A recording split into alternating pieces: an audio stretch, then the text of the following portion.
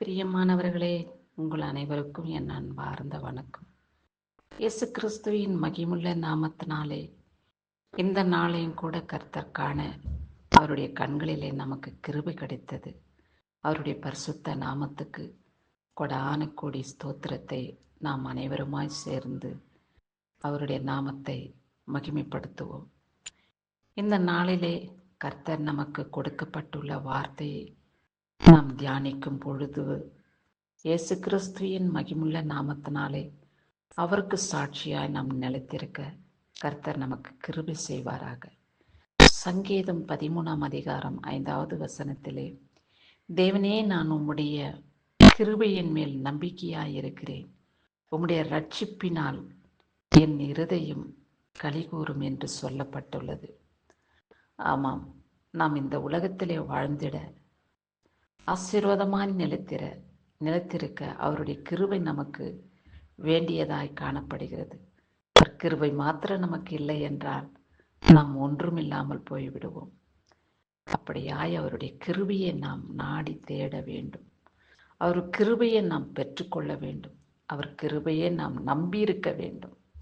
அவர் கிருபையை நாம் நம்பியிருக்கும் பொழுது அவருடைய ரட்சிப்பினால் நாம் கலிகூறத்தக்க நம் இருதயம் சந்தோஷப்படும். எப்பொழுதும் ஆண்டவரே, நாம் மண்டையிலே நிலைத்திருக்க வேண்டும். உம்முடைய பாதபடியிலே அமர்ந்திருக்க வேண்டும்.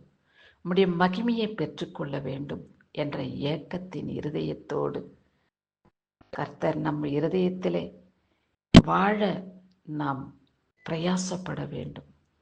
அப்பேற்பட்ட பரிசுத்தமுள்ள ஜீவியும் நம்ம வாழ்க்கையிலே காணப்பட வேண்டும். ஆண்டவரே, நீர் எப்பொழுதும் வந்தடையத்தக்க இருதயமாய் சரீரமாய் என்னுடைய சரீரம் உமக்கு தேவாலயமாய் காணப்பட வேண்டும். அப்படியாய் நீர் விரும்புகிறீர். உன்னுடைய சரீரம் என்னுடைய தேவாலயம் என்று இதோ 1 கொரிந்தியர் 3ஆம் அதிகாரம் 16ஆம் வசனத்திலே சொல்லப்பட்டுள்ள வார்த்தையின்படி, இயேசுப்பா, என் சரீரம் உமக்கு தேவாலயமாய் காணப்படட்டும், என் இருதயம் நீர் தங்கும் ஸ்தலமாக காணப்படட்டும் என்று அவரிடத்திலே நாம் பரிசுத்த ஆவியின் வரத்தை பெற்றுக்கொள்ள தகுதி உள்ளவர்களாக நாம் கர்த்தருடைய சன்னிதானத்திலே நிலைத்திருக்க வேண்டும்.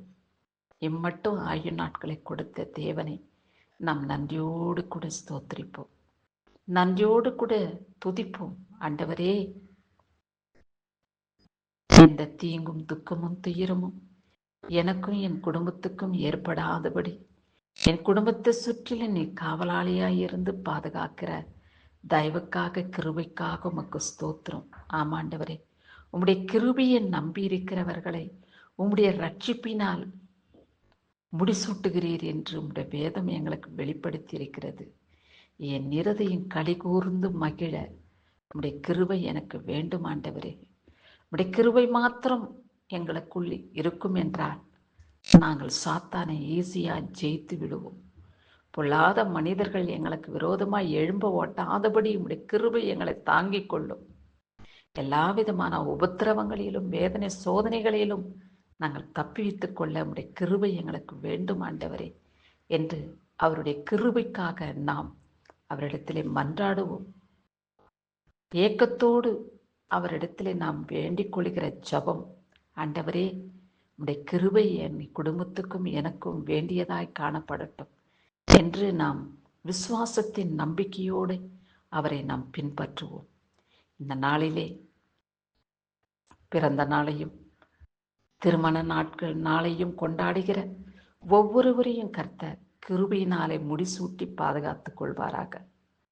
அவருடைய இருதயங்களை அவர் சந்தோஷப்படுத்தி கலிகூற பண்ணி அவருடைய நாமத்துக்கு மகிமையாக பல திருமண நாளையும் பிறந்த நாளையும் கொண்டாடும்படியான பாக்கியத்தை கொடுத்து ஆசீர்வதித்து காத்து கொள்வாராக.